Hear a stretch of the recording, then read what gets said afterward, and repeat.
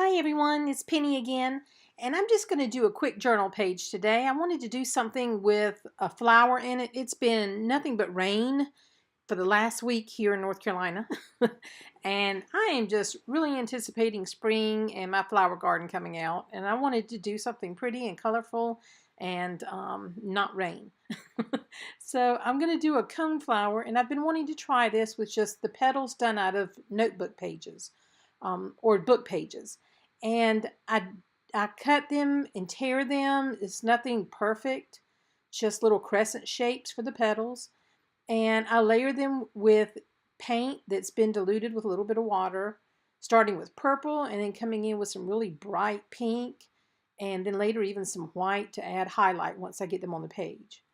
And I've torn the center part, the brown coneflower part, out of a piece of bronze foil type scrapbook paper, and that just was torn out, nothing perfect. And so now I begin to put it down. I'm using my soft gel matte medium from Golden's, and before I put my flower down, I just use my saved bubble wrap. Love that stuff.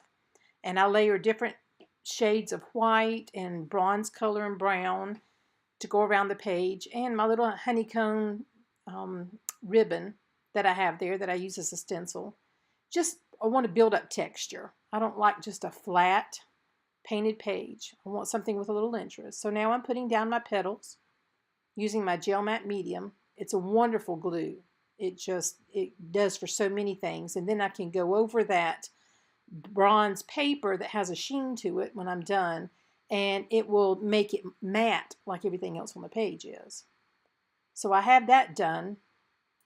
And now I'm just going to get out my ink pad and my little dauber. It's a little thing that sticks on the end of your finger that's got a sponge on it. I love these little things. And they're great for edging cards, book pages, getting in and around figures to do shadowing.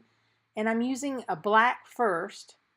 And then I decide I want to do something with a little different color. And I get my vintage sepia brown color, which I really, really love.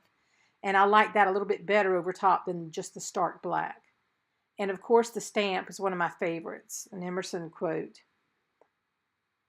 So I go back and add a couple of shades of green, just very loosely. You don't have to be a super artist for this. Just a stem and a couple of thin leaves, and I'm done and about ready to go. I just add a little bit of brown, just dabbed around the cone flower to add some shading and to give it that look of being fuzzy, which they are. And then some of that same diluted brown in between the petals for shadowing and along the edge of the leaves. Now I'm just highlighting the petals where the sun might hit it. And even the brown part of the cone, I add some little white dots.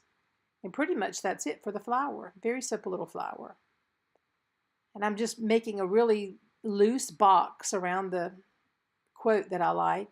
And I've saved a bunch of these old images, vintage photos.